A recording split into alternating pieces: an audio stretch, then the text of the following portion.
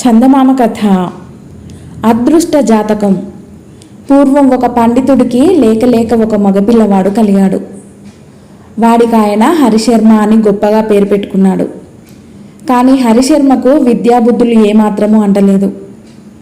హరి అనే మాటకు విష్ణువు, ఇంద్రుడు, సూర్యుడు, చంద్రుడు, యముడు, సింహం, గుర్రం, కోతి, పాము, గాలి, కిరణం, చిలుక, కప్ప మొదలైన అర్థాలున్నాయి. తన కొడుకు పేరు కప్ప అనే అర్థంలోనే సార్థకమైందని నమ్మి తండ్రి హరిశర్మను ఒరే కప్పాయి అని పిలుస్తుండేవాడు. హరిశర్మ పెరిగి పెద్దవాడయ్యాడు. పెళ్లి చేసుకున్నాడు. గంపెడు పిల్లల్ని కన్నాడు. వీరందరినీ పోషించలేక సకుటుంబంగా ఒక పెద్ద నగరం చేరాడు. స్థూలవత్తుడనే ఐశ్వర్యవంతుడి ఇంట సేవకుడుగా చేరాడు.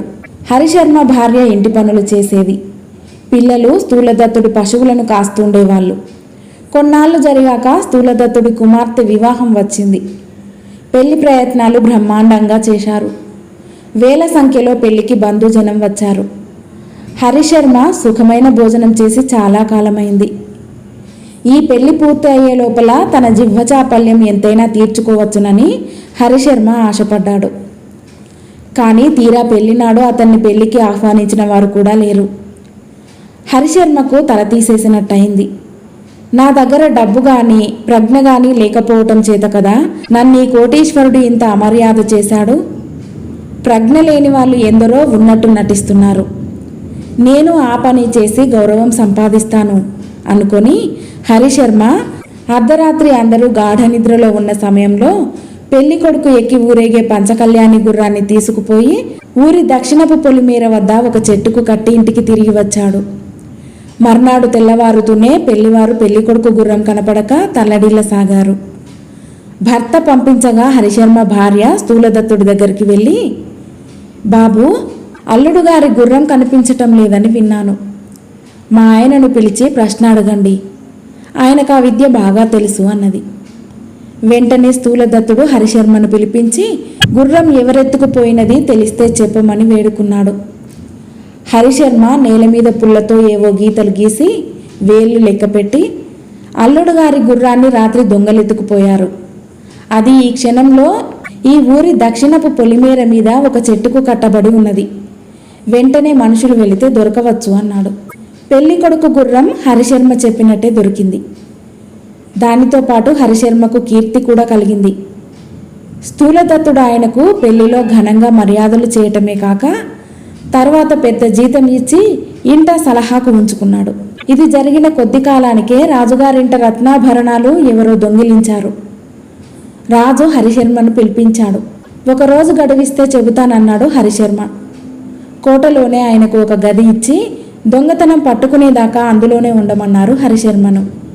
అతడు ఒప్పుకున్నాడు. నిజంగా ఈ దొంగతనం చేసిన వాళ్ళు జివ్వ అనే దాసీది దాని అన్న. దొంగలను పట్టడానికి గట్టివాణ్ణి పిలిపించారని తెలిసి జివ్వకు గుండెదడగానే ఉంది.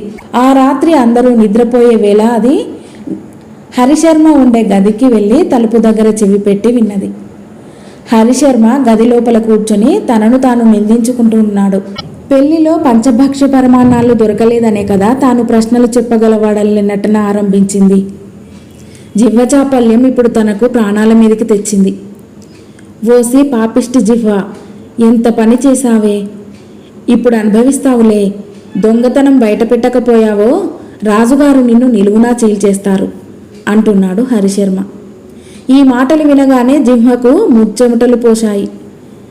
అది తలుపు తోసుకొని వచ్చి హరిశర్మ కాళ్ళ మీద పడి, బాబో, నా ప్రాణం కాపాడండి, బుద్ధి నేరక దొంగతనం చేశాను, ఈ తప్పు కాయండి అంటూ బోరున ఏడవసాగింది.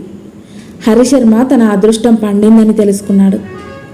ఓసి, నిన్ను రాజుగారు దండిస్తే నాకేం వస్తుంది, సొమ్ము ఎక్కడ దాచావో చెప్పు, నిన్ను కాపాడుతాను అన్నాడు ఆయన జాలిపడుతున్నట్టు. బాబు, బ్రతికినన్నాళ్ళు మీకు రుణపడి ఉంటాను. వాటిని తోటలో దానిమ్మ చెట్టు కుదుట్లో దాచాను అన్నది జిహ్వ.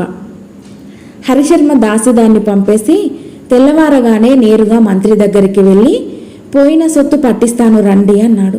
దానిమ్మ చెట్టు కుదురు తవ్వగా పోయిన రత్నాభరణాలన్నీ దొరికాయి. రాజుగారి ఆనందాశ్చర్యాలకు మీరలేదు. ఆయన హరిశర్మకు గొప్ప బహుమానం ఇచ్చి కొలువులో ఉంచుకోవాలనుకున్నాడు. కానీ మంత్రికి హరిశర్మలో గురి కుదరలేదు. ఈ హరిశర్మకు విద్యా సంస్కారాలేమీ ఉన్నట్టు లేవు.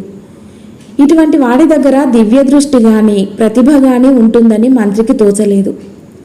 అందుకని మంత్రి ఒక చిన్న కప్పను పట్టి దాన్ని ఒక కుండలో పెట్టి కుండకు వాసన కట్టి హరిశర్మ దగ్గరికి తెచ్చి, రాజు వింటుండగా, స్వామి, తమరు తెలుసుకోలేనిదంటూ లేదు. ఈ కుండలో ఏమున్నదో చెప్పగలరా అని అడిగాడు. ఈ దెబ్బతో తన రహస్యం బయటపడిందనుకున్నాడు హరిశర్మ. తన చదువును తండ్రి చిన్నతనంలో పరీక్షించినప్పుడు హరిశర్మకు ఇటువంటి మనస్థితే కలిగింది. చిక్కావుట్రా కప్పాయి అన్నాడు హరిశర్మ, అప్రయత్నంగా తన తండ్రి మాటలు స్మరిస్తూ. మంత్రి కాసేపు నివ్వెరపోయి హరిశర్మ కాళ్ళు పట్టుకుంటూ, స్వామి, తమ శక్తిని శంకించిన పాపాత్ముణ్ణి క్షమించాలి అన్నాడు. దానితో రాజుగారికి హరిశర్మ శక్తి సామర్థ్యాల మీద ఉన్న నమ్మకం ఇనుమడించింది. అతడిని అందరూ గౌరవించసాగారు. హరిశర్మకు చదువు సంధ్యలు లేకపోయినా అదృష్టం కలిసి వచ్చింది. ఆయన ఆ రాజుగారి కొలువులోనే చాలా కాలం ఉండి భార్యాబిడ్డలతో సహా సకల సౌభాగ్యాలు అనుభవించాడు. కథ సమాప్తం.